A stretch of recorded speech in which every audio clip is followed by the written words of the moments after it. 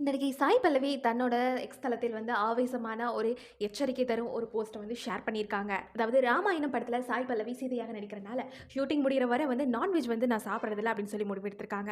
இதனால வெளியூர்களுக்கெல்லாம் போகும்போது சமையல்காரர்களை கூட்டிகிட்டே போறாங்களாம் அப்படின்றதக்கிற ஒரு குறிப்பிடத்தக்க ஒரு விஷயம். இந்நிலையில் சாய் பல்லவி தன்னோட எக்ஸ் தளத்தில் சில விஷயங்களை ஷேர் பண்ணியிருக்காங்க.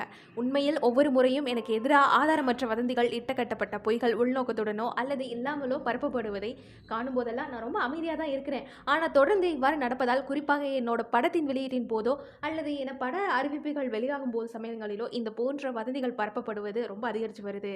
அதை எதிர்த்து நிறுத்த வேண்டிய நேரம் இதுன்னு நினைக்கிறேன் அப்படின்னு சொல்லியிருக்காங்க.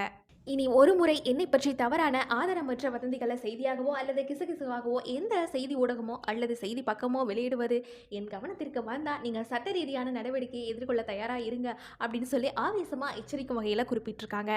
இந்த பதிவு இப்போ சோஷியல் மீடியாவில் ஒரு பேசும் பொருளாக மாறியிருக்கு. தேங்க்யூ.